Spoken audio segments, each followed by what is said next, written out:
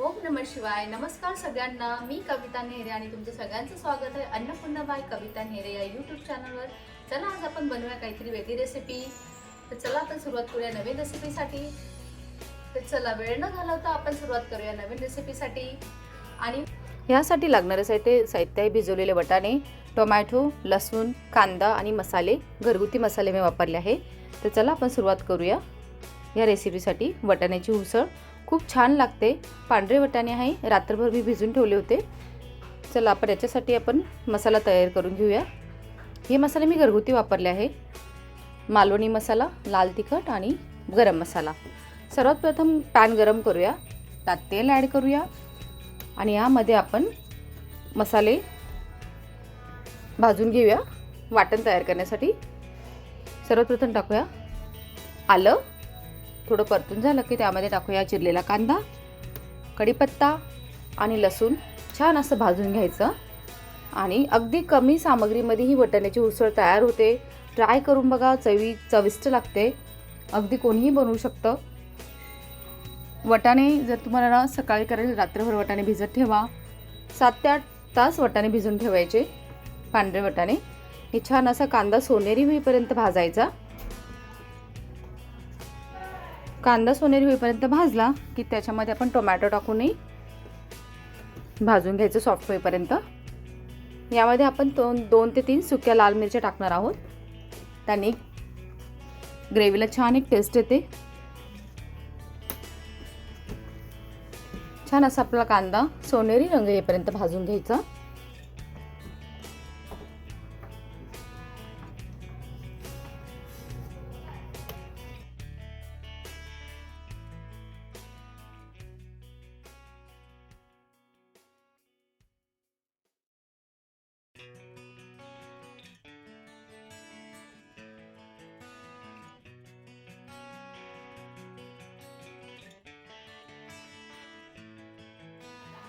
यामध्ये 3 ते 4 लाल मिरच्या टाकूया चवीनुसार. सुक्या मिरच्या आणि थोड्याशा ओल्या मिरच्या, कारण आपण जे मसाले टाकत आहोत ते थोडेसे तिखट कमी आहे आणि चवीला छान लागतात. या मिरच्याही छान अशा भाजून घ्यायच्या. तेजपान ॲड करूया 3 ते 4, तेही छान असे भाजून घ्यायचे.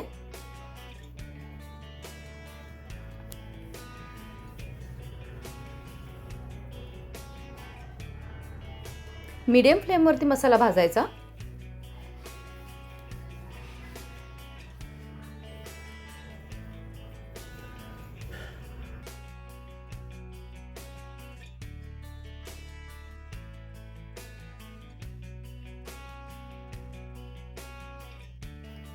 छान असे टोमॅटो ॲड करायचे त्यात. तेही छान असे सॉफ्ट होईपर्यंत भाजून घ्यायचे. हे वाटण अगदी सोप्या पद्धतीत होतं. या वाटणमध्ये तुम्ही, आता मी वाटाणेही टाकते, तुम्ही बटाटे टाकूनही करू शकतात. बाकीच्या भाज्याही टाकून हे वाटण टाकून तुम्ही बनवू शकतात. रस्सा भाजी खूप छान लागते. नक्की ट्राय करून बघा. सेम याच्यामध्ये तुम्ही मटकीची मिसळ, त्यालाही हा मसाला वापरू शकतात. हा छान असा आपला मसाला तयार झाला आहे. तो मी बाजूला काढून ठेवते. थंड झाला की तो मिक्सीमध्ये ग्राइंड करून घ्यायचा, छान अशी पेस्ट. तर चला आपण वाटाण्याची ग्रेव्ही उसळ तयार करायला सुरुवात करूया. कुकर गरम व्हायला ठेवूया. कुकर गरम झाला की त्यात तेल ॲड करूया.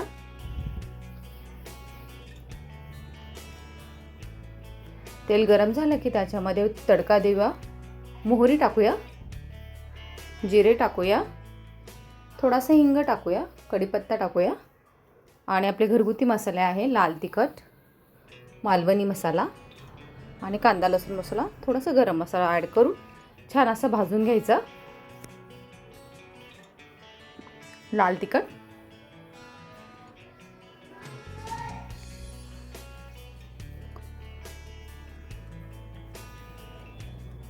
लाल तिखट, मालवणी मसाला, हळद, गरम मसाला, धनेजिरे पावडर हे छान असं ॲड करून मस्त भाजून घ्यायचं. गरम मसालाही टाकला आहे मी त्यात आणि छान असं भाजून घ्यायचं पटकन.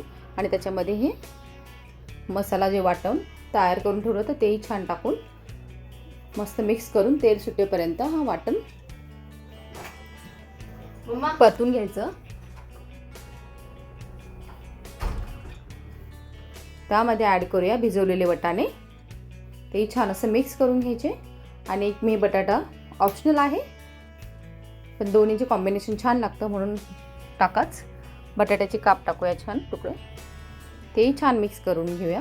आणि तुम्हाला जितकी ग्रेव्हीची कन्सिस्टन्सी हवी तेवढं तुम्ही पाणी त्यात ॲड करा. पाणी मी अगोदरच गरम करून ठेवलं होतं, तर गरम पाणी टाकायचं याच्यामध्ये.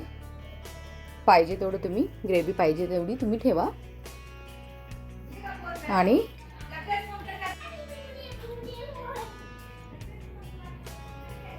पाहिजे तेवढं पाणी तुम्ही ॲड करा तुमच्या ग्रेव्हीच्या रिक्वायरमेंटप्रमाणे. पातळ ठीक तुम्हाला ज्याप्रमाणे ठेवायची तशी ठेवा. आणि छान असं मिक्स करून त्याच्यामध्ये आपण चवीप्रमाणे मीठ ॲड करणार आहोत. मीठ ॲड केलं की तेही छान मिक्स करून घ्यायचं. आणि ह्या ग्रेव्हीसाठी 4 ते 5 शिट्ट्या घेऊन ही ग्रेव्ही छान होते. वाटाणे छान असे शिजतात.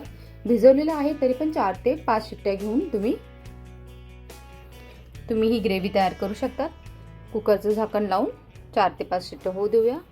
आणि हो, मी नेहमी बोलते जेवण बनवणे ही एक. तर चला 4 ते 5 शिट्ट्या झाल्या आहे. आता आपण शिट्टी झाकण ओपन करून बघूया आपले वाटाण्याची उसळ तयार आहे का. हे छान असं हाताने प्रेस करून बघायचं. सॉफ्ट झाले की समजायचं वाटाण्याची उसळ तयार आहे.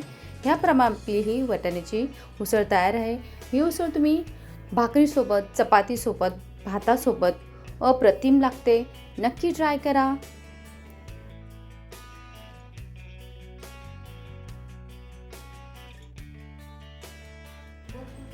आणि हो, जेवण बनवणे ही पोट भरण्याची गोष्ट नसून ती एक कला आहे. आणि हीच कला तुम्ही सगळ्यांनी जपावी म्हणून मी तुमच्यासाठी अगदी सोप्या पद्धतीत घेऊन येते घरगुती रेसिपी, अगदी घरगुती सामग्रीमध्ये.